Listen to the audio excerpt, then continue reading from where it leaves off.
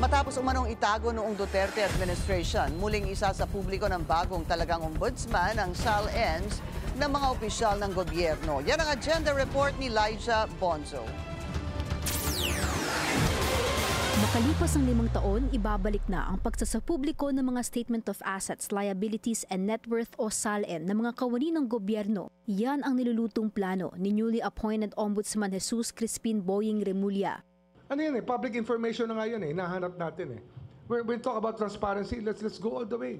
Sa ilalim ng dating Ombudsman Samuel Martires na ipatupad ang Memorandum Circular No. 1 Series of 2020. Sa bisa nito, hindi maisa sa publiko ang SALN. Pwera na lamang kung i-authorize ng may-ari. Sakop nito ang mga SALN ng mga public official na na-file magmula noong August 2020. Sa susunod na linggo, plano ng maglabas ni Remulla ng memorandum na magre-reverse sa 2020 memo at sasaklawin nito ang lahat ng nakaupo sa gobyerno. Lahat yan. Pati kami. Kasama kami dyan.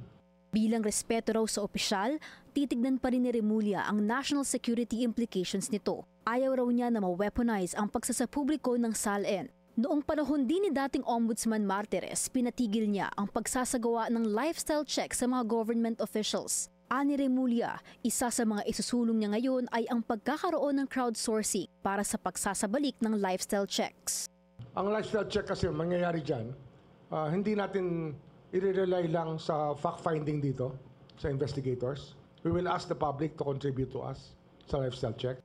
Pinag-uutos sa mga government officials ng Republic Act No. 6713 ang pagkakaroon ng simpleng pamumuhay. Ang opisina naman ng Ombudsman ang nakatalagang mag-imbestiga at mag-usig sa mga tao sa gobyerno. Pero sa nagdaang mga taon, ang transparency efforts gaya ng lifestyle check at SALN ay hindi na isa sa katuparan at na isa sa publiko. Para sa agenda, Elijah Bonzo, Billionaire News Channel.